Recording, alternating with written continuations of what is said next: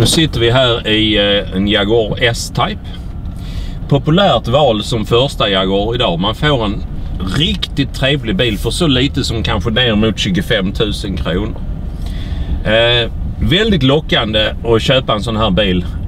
De ser ju oftast väldigt fina ut och ägarna pratar ofta väldigt väl om sina bilar, att de har skött dem så väl. Och det är väldigt viktigt att man kontrollerar en sån här bil väldigt noga innan köp.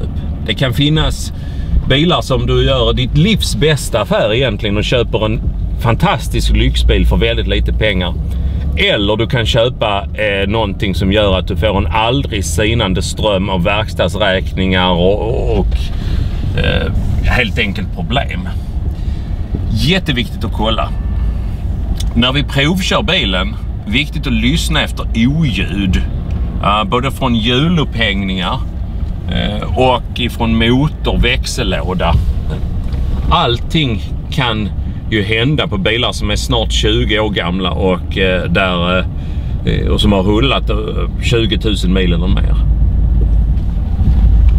Här hör vi ett litet lätt kluckande från bakvagnen. Ska vi kunna kontrollera sedan vad det kan betyda. Det behöver inte betyda någonting farligt alls, utan det kan vara bara lite glapp in, krängningshämmar, bussning eller någonting helt ofarligt och väldigt enkelt och billigt att åtgärda.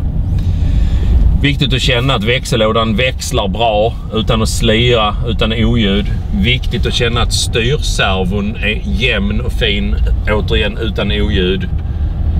Och att överhuvudtaget att man lyssnar och känner och luktar efter vibrationer, eller att det luktar bränt om bilen kan vara bromsar, eller det kan vara ett oljeläckage som gör att det luktar bränt. Så ögon, öron, näsa öppna när ni provkör en sån här bil, så kommer det här att bli en jättebra köp.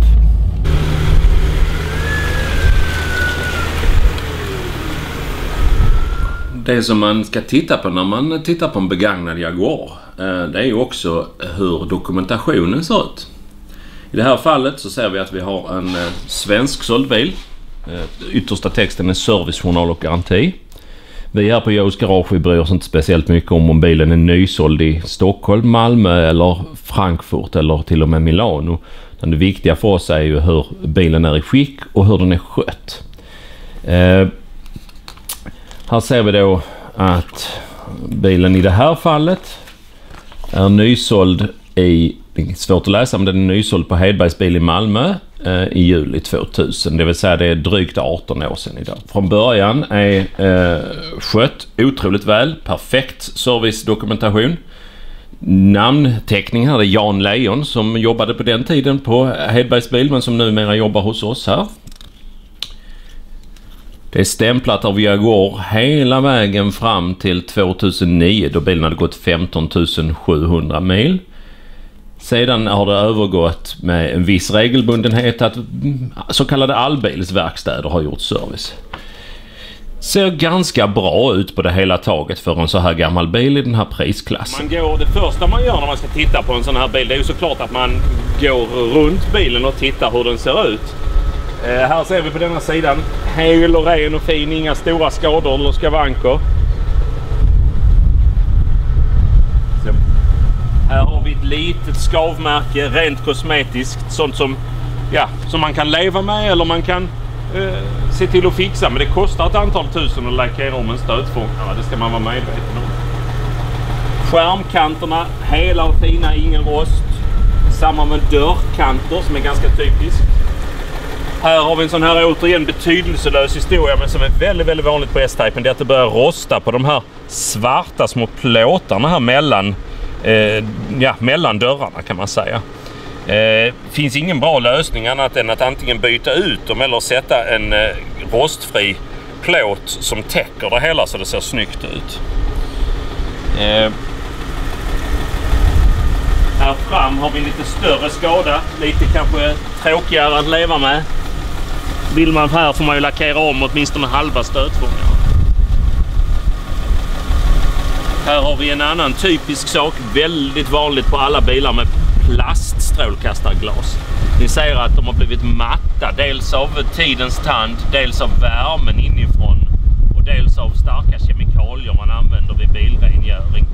Det går att få dem väldigt bra med polering. Så en specialist fixar detta för en eller ett par tusenlappar och får dem att bli nästan som ny. Ska vi titta här under huven. Det ser väl ganska rent och fint ut i allmänhet. Vi hör ett litet ljud. Det hördes starkare när bilen startades kall. Det är troligen av ren kosmetisk karaktär, men det betyder att det är ett ljud ifrån den variabla kamtiden. Väldigt vanligt på V6-orna som har gått lite mil. Egentligen inte speciellt farligt, men det kan låta lite hårt och lite tråkigt. Annars är V6ans stora akilleshäl, det är egentligen inte bilen själv, utan det är att ägarna är dåliga på att byta och fylla på olja. Kör man slut på olja på en sån här motor, då är det kört. Ni kanske undrar varför jag har lämnat fönstret öppet här. Det är en väldigt speciell anledning. På just Jaguar S-Type av de här årsmodellerna så är det väldigt vanligt med problem med låskistorna. Och har man låst in nycklarna med motorn igång några gånger så vävar man ner fönstret innan man stänger dörren. Det är väldigt jobbigt när det händer. En annan sak värd att nämna när vi nu har vävat ner fönstren är att just på denna bilen verkar allting fungera perfekt. Men det är ett mycket vanligt fel att fönsterhissmekanismerna bryts sönder. Att man hissar ner rutan, sannolikt en mycket regnig dag, och så säger det brak och sen får man inte upp den mer igen. Kostar ett antal tusen att fixa och är väldigt bra att kolla om man tittar på en sån här bil att alla 4 fönsterna verkligen fungerar. Här inne i bilen så är det viktigt att säga att det inte lyser några varningslampor. ABS är ett känt fel på de här bilarna. Innan när jag flyttade bilen så lös den. Kan bero på att det varit dåligt med ström i batteriet. Kan också bero på att det varit något fel på bilen. Nu lyser den inte och mer provkörningar kan ju visa oss om det verkligen är ett fel eller om den bara hade haft dåligt med batteri. Viktigt att kolla att allting fungerar. Som sagt, alla fönsterhissar som vi pratade om, att eljusteringar till stolarna fungerar åt alla håll. Sånt här kan vara ganska dyrt att fixa om man vill få det att fungera perfekt. Elvärme i stolarna är trevligt att ha på vintern. Många Jaguarer som har importerats från till exempel Italien har ju ingen elvärme. Tänk på att kolla på det ifall det är viktigt för dig. Kolla att allting fungerar. AC:n är ett kapitel för sig på bilar som börjar bli gamla. Kostar ofta betydligt mer än vad man vill att fixa. Så att det är viktigt att kolla den. Den här bilen har ju även sollucka. Samma sak där. Är det viktigt för dig att den fungerar? Testa att den fungerar. Det är så dags att göra det efter köp. S-Typer av årsmodell 99 till 2001 har en specifik egenhet som är väldigt, väldigt viktig att känna till. De har ju en vanlig traditionell handbroms. Mycket mer pålitlig än vad de senare S-Typerna eller XJ-bilarna har. Däremot är det väldigt viktigt att man använder den. Om man har parkerat i en aldrig så liten backe så är det jätteviktigt att man använder handbromsen. För att växellänkaget är lite konstigt konstruerat. Så att om man har bilen bara i parkeringsläget och den står i en backe, då är det nästan omöjligt att få ur parkeringsläget. Och det är väldigt lätt att man helt enkelt drar sönder växelspaken när man försöker. Nu är det lätt, inga problem här, det går hur lätt som helst. Viktigt är att du kollar växellänkaget för att det kan ha blivit misshandlad av en tidigare ägare. Det ska gå lätt att lägga i back, neutral, drive och över i vänstersidan där man kan växla manuellt. Här kan vi se något som gör åtminstone mig misstänksam. Något som inte är helt ovanligt på ganska avancerade bilar som är 10-15 år gammalt, spelar ingen roll om det är en Jaguar, Audi eller BMW. Det är ju att de drar tjuvström. Det finns ganska mycket avancerad elektronik i en bil och mycket som kan fallera, och det är inte alls ovanligt att bilarna konsumerar ström. Här ser vi på denna relativt billiga Jaguar S-Type att den har ett alldeles nytt batteri. Kunden har plastat in instruktionerna för hur man kabelstartar bilen, och här ligger startkablar precis bredvid. Det antyder för mig att man har haft problem med bilens ström helt enkelt. Ingenting som jag kan säga säkert innan vi har felsökt det, men det ser ut som att här är ett problem som kunden har haft tidigare. Ett annat vanligt problem på Jaguar S-Type det är att de läcker in vatten i bagageluckan. Det kan vara så enkelt som att det är gummilisten här som har torkat och krympt ihop och att det liksom rinner över vid kraftiga regnväder. Då blir det stående i reservhjulsbaljan. Just denna bilen verkar ganska torr, men här kan ibland stå en hel decimeter vatten och skvalpa runt.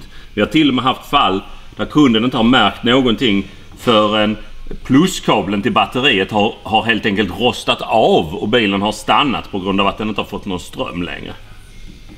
Mycket vanligt fel och väl värt att kolla. Ser vi här att man ska vara väldigt uppmärksam när man hissar upp en bil.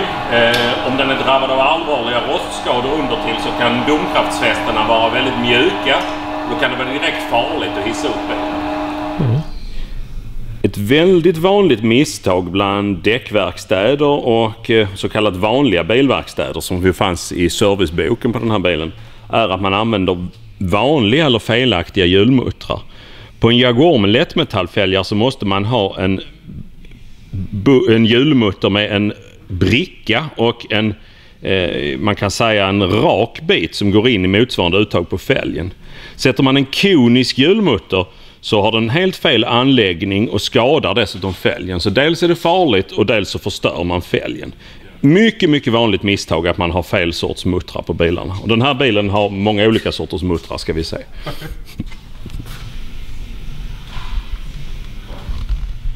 Oh my god. Här har man satt en helt vanlig konisk hjulmutter som hade passat bättre på en Volvo V40 med plåtfälgar. Här ser vi att några av bilens få originalmuttrar av rätt utförande.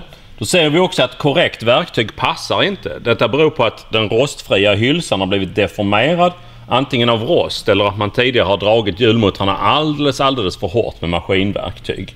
Den här hylsan är alltså en del av muttern, ska inte plockas av. Utan det är en del av muttern och en fin mutter ser ut så här där du har skarpa fina kanter och verktyget passar. Denna bil har ju fått anmärkning på besiktningen för rosten här i denna balk. Däremot så har de helt missat att det finns motsvarande rost på andra sidan.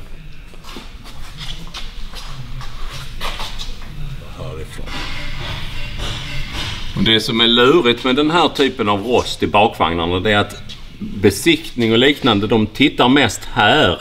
Ja. Mest neråt på bilen.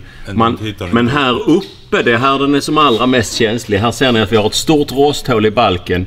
Och vi har haft flera tillfällen av att den övre bärarmen helt enkelt har rostat loss från balken. Så att hela hjulet har varit löst flera decimeter. Mycket vanligt fel och fruktansvärt dyrbart att laga på ett korrekt sätt. En bakvagnsbrygga med tillhörande bussningar ny kostar över 20 000 kronor plus arbetskostnaden, så det blir lätt över 30 000 kronor att åtgärda det här felet på ett korrekt. Här har vi då S-Typens andra stora svaghet, och det tragiska med denna bil är att förra året så åtgärdades bilen för över 30 000 kronor med avseende på rost just i trösklarna. Så här ser vi att här är det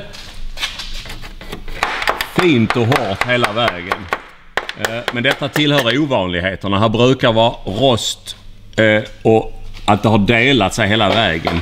Även på bilar som ser mycket bra ut. Här fram kan vi titta att den här bilen är ganska bra avseende oljeläckage, som annars är väldigt viktigt att titta på begagnade bilar.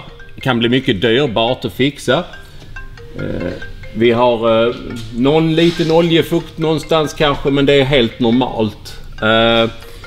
Vi kan däremot säga att den lider av att det mesta börjar bli ytrostigt under den här stötdämparen är ju riktigt rostig och allting börjar bli liksom lite anfrätt. Ingenting akut ännu, men så småningom kanske det är någonting som behöver göras. Det som är viktigt att kolla på alla bilar, gamla som ganska nya, är ju såklart däckens kondition. Här ser vi att vi har nästan helt nya däck fram och bak. De är extremt bra skick. Sommardäck. Kan inte ha rullat många meter. Inte släslitna. Inte släslitna, ingenting. Bromsarnas kondition är också viktigt. På denna bilen ser man att de är dels ganska slitna och sen ser vi att bilen har stått still ganska mycket så att det är allmänt ganska rostigt. Så att skulle man sätta den här bilen i trafik och få en perfekt bromspedal så hade man antagligen behövt byta bromsskivor, troligen både bak och fram. Sen är det också viktigt att kolla efter glapp i fram- och bakvagn på detta sätt. Det är något lite glapp i någon styrled här, men ingenting som besiktningen var anmärkt på. Om man kollar efter. Detta är hjulet. Bromsarna ligger an lite grann efter, troligen efter långt stillestånd. Här är bromsarna ännu rostigare, ganska typiskt för bromsskivor bak. Det är väldigt vanligt på alla bilar att de används inte speciellt mycket, så bromsarna kärvar lite grann och därmed blir skivan rostig. Och bromsoket är också allmänt ytrostigt och eländigt, så att här behövs en ordentlig rengöring, uppsmörjning och byte av skivor för att få det att bli riktigt bra. Däremot sitter det nästan helt nya bromsrör på stora delar av bilen. Typiskt också för bilar som börjar bli lite gamla att man blir tvungen att byta bromsrör. Mycket billigt i material men kan kosta en hel del i arbetskostnad. Det är så att vi har en bil som är ganska så väldigt fin på utsidan. Skärmkanten här är helt utan rostblämmor, troligen ganska nylackerad. Däremot är den ganska rostig på inre paneler. Här är kraftig ytrost på de här panelerna och det är väldigt, väldigt typiskt för S-Typen att det är dåligt behandlat från början mot rost, och på en bil i den här åldern så har rosten börjat få ordentligt fäste på de flesta ställen under bilen.